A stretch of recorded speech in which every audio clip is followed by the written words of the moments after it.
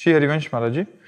महाराज जी, हमने आपको 2.5 वर्ष पहले YouTube के माध्यम से सुनना शुरू किया था और आपसे जुड़ने के बाद हमें जीवन का सही उद्देश्य समझ आया और आपकी शरणागति प्राप्त हुई। महाराज जी, मैं एक केंद्र सरकार में एक विभाग में वरिष्ठ पद पर कार्यरत हूं और जैसे कि पहले भी कई लोगों ने एकांतिक में साझा किया है कि मैं भी अपने कार्यस्थल पर नेकों चुनौतियों का सामना कर रही हूं। महाराज जी, वही है कि मतलब बहुत कुछ सहना पड़ता है, फिर अपमान होता है, अवहेलना होती है, तिरस्कार होते हैं, निंदा होती है, उपहास होते हैं। तो ऐसे में महाराज जी कार्य करना बहुत कठिन हो जाता है। ऐसे में खूब उत्साह पूर्वक काम करो। आप गलत नहीं होना चाहिए।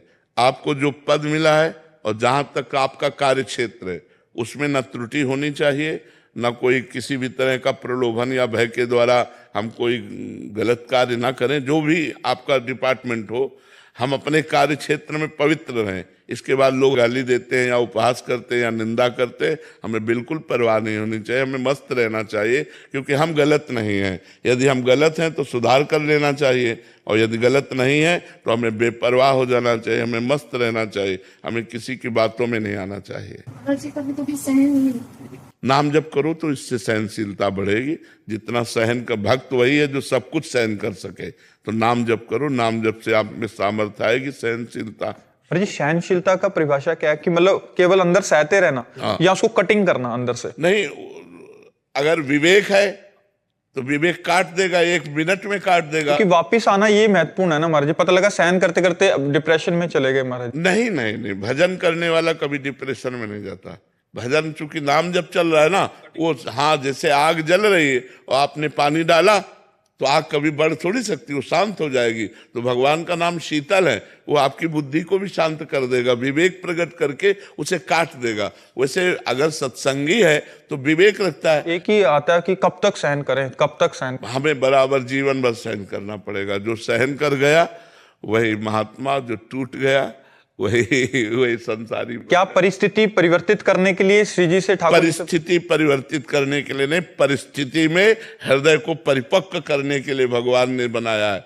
परिस्थिति भगवान ने दिया है हमारे हृदय को परिपक्व करने के लिए। हम परिस्थिति परिवर्तन की मांग ना करें, हम उस परिस्थिति में डटकर लड़ने की क्षमता प्राप्त करें।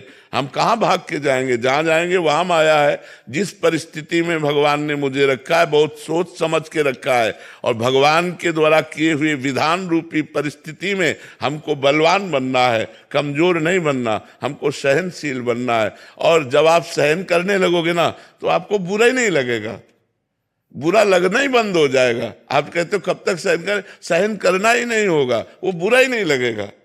बुरा तब तक लगता है जब तक अहंकार रहता है। और नाम जब करते हुए अहंकार जब भगवान के चरणों में समर्पित होता है फिर बुरा नहीं लगता, फिर हंसी आती है। जैसे पागल आदमी आपको कुछ बोले तो आपको बुरा नहीं लगेगा क्योंकि आपको पता पागल है। ऐसे ये माया में पागल लोग हैं, यदि निंदा करते हैं, अपमान करते हैं तो हमें मुस्कुरा के चल देना चाहिए, हमें बुरा नहीं मानना चाहिए। और ये क्षमता आएगी भजन से। जितना भजन करोगे उतने सहनशीलता बढ़ेगी। ऐसा क्या होता है ना, दिन का अधिकतर समय वही बीतता है कार्यालय में, तो भजन अभी साधन उतना तो है नहीं हमारा। अभ्यास कीजिए, देखो अभ्यास कीजिए। हम कह रहे हैं कार्यालय में हमें तो क्या राधा राधा अंदर से नहीं बोल सकते। जब खाली समय है तो हम अभ्यास करें। जब हमारे अंदर ये लक्ष्य बन जाएगा ना कि मुझे भजन करना है तो कार्यालय में भी हम अच्छा भजन कर सकते हैं। हमारा लक्ष्य नहीं बनेगा ना तो एकांत में बैठे प्रपंच सोचेंगे, माला केवल अंगुली में घूमेगा, माला अंगुली में घूमेगा और दिमाग प्रपंच में घूमेगा। और अगर हम भजन लक्ष्य बना ले तो प्रपंच में रहते हुए भी दिमाग श्री जी में लगेगा, मेरा लक्ष्य भजन है।